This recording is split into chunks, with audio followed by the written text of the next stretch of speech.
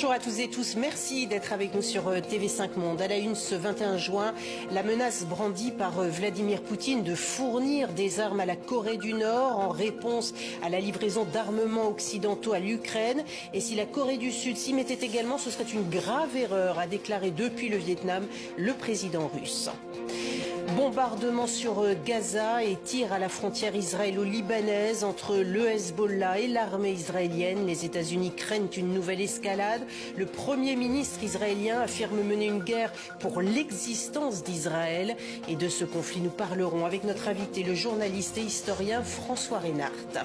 Enfin, entre de graves inondations dans le sud de la Chine et une sécheresse record dans le centre et le nord du pays, les conditions météorologiques extrêmes semblent devenir ordinaires dans de plus en plus de régions du monde, en cause le changement climatique. Après la Corée du Nord, donc le Vietnam, 5e visite du président russe dans ce pays partenaire de Moscou depuis l'époque soviétique. Une rencontre là encore suivie de près par les États-Unis et la Chine après l'accord de partenariat stratégique signé par Vladimir Poutine et Kim Jong-un à Pyongyang. On revient sur ces événements avec Karine Henry. Sourire et poignée de main pour montrer au reste du monde qu'il n'est pas isolé. Cette fois-ci, Vladimir Poutine rencontre le Premier ministre vietnamien. Une visite d'étape pour une plus forte coopération. Moscou est le principal fournisseur d'armes du pays. Le président russe est donc à Hanoï, mais il semble avoir l'esprit ailleurs, à Pyongyang. Profitant d'une conférence de presse, il lance un avertissement. Nous nous réservons le droit de fournir des armes à d'autres parties du monde, en gardant à l'esprit nos accords avec la Corée du Nord, et je n'écarte pas cette possibilité. Vladimir Poutine et Kim Jong-un paradaient ensemble quelques heures plus tôt. La Russie et la Corée du Nord, des alliés de circonstance. Tous deux sont sous le coup de sanctions internationales. À Pyongyang, mercredi, les deux dirigeants signaient un accord stratégique. Le maître du Kremlin, lui, n'en est pas à sa première menace. Début juin déjà, il mettait en garde les Occidentaux contre toute livraison de munitions à l'Ukraine et à leur autorisation de frapper le territoire russe avec. Face à cette nouvelle provocation, Washington s'inquiète. C'est extrêmement préoccupant. Cela déstabiliserait la péninsule coréenne, bien sûr, et en fonction du type d'armes fournies, cela pourrait violer les résolutions du Conseil de sécurité de l'ONU, que la Russie elle-même a soutenues. Vladimir Poutine a aussi prévenu Séoul. Tout envoi d'armement à Kiev serait, dit-il, une très grave erreur, menaçant ainsi la Corée du Sud de mesures de représailles.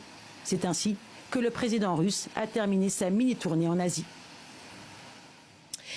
Des tirs par-delà les frontières du Liban et d'Israël, le Hezbollah d'un côté, l'armée israélienne de l'autre, des attaques qui s'intensifient et avec elles la crainte croissante d'une guerre à grande échelle. Il est essentiel d'éviter une nouvelle escalade par le biais d'une solution diplomatique, soulignent les États-Unis, et ce pour permettre aux familles israéliennes et libanaises déplacées de rentrer chez elles. Benoît Mousset. Une alarme, suivie de plusieurs tirs de roquettes. C'est le quotidien des habitants qui n'ont pas quitté la ville de Kiryat Shmona, dans le nord d'Israël. Oui, c'est la routine. On ne sait jamais quand ça arrive. C'est comme ça que nous vivons désormais. La ville n'est qu'à 3 km de la frontière libanaise. Depuis le 7 octobre, elle est visée par les combattants du Hezbollah. Vivre ici, ce n'est pas facile. C'est vraiment effrayant. J'espère que tout se terminera bien, c'est le plus important. Avant la guerre, Kiryat Shmona comptait 25 000 habitants. La plupart d'entre eux sont partis. La zone est devenue trop dangereuse. Peu de signes de vie aujourd'hui, sauf dans quelques cafés-restaurants encore ouverts. Vivre en ce moment à Kiryat Shmona est très triste. La ville est vide. La plupart des commerces sont fermés. À table, le conflit le long de la frontière est dans toutes les conversations et les avis sont souvent tranchants. Il faut qu'il y ait une guerre. Il faut qu'elle se produise pour mettre de l'ordre dans le monde. Je n'ai pas peur. Nous avons fait un choix. C'est soit un accord de paix, soit la guerre. Une guerre totale, c'est la menace lancée hier par le Hezbollah. Dans un message, le chef du mouvement chiite promet d'intensifier le conflit si le Liban était attaqué par l'armée israélienne. Si la guerre est imposée au Liban, la résistance se battra sans retenue, sans règles et sans limite. Aux attaques de roquettes, l'armée israélienne répond par des bombardements. Les cibles, les positions du Hezbollah au sud du Liban. La priorité, c'est de sécuriser les 80 km de frontières qui séparent les deux pays.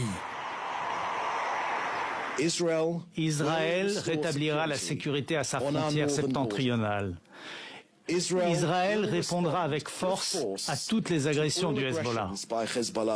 Depuis le 7 octobre, les autorités israéliennes ont considérablement renforcé leur position le long de la frontière.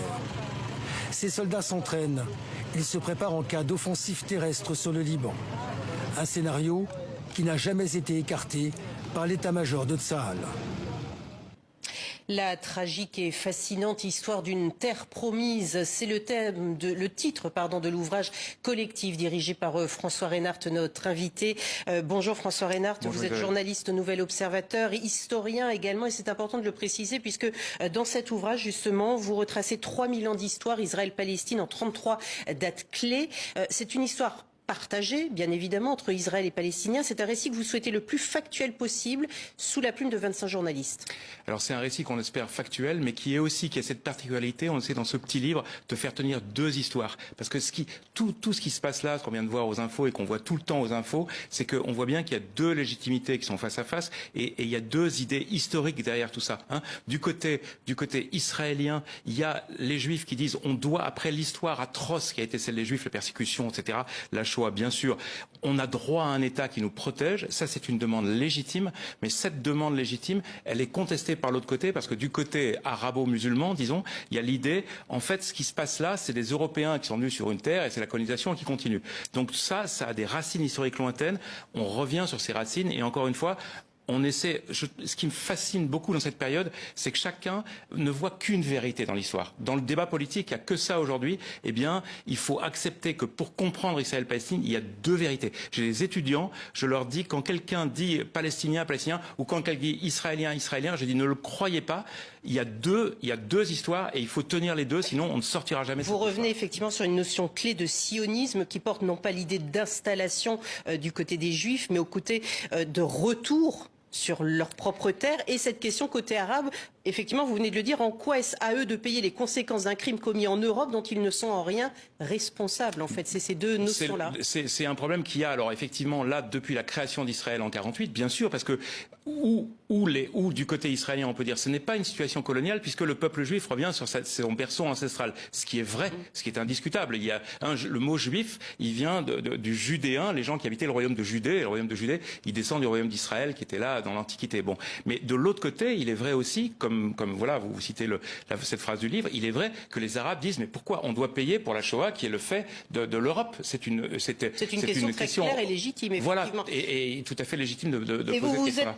Non pas inspiré, mais il y a un autre livre que vous avez apprécié particulièrement, c'est celui-ci, Histoire de l'autre, justement, qui montre effectivement que selon le point de vue, le jugement est brouillé, en fait. C'est effectivement, quand j'ai écrit, j'ai dirigé, j'ai fait le sommaire de ce livre-là, la tragique et fascinante histoire de la Terre promise.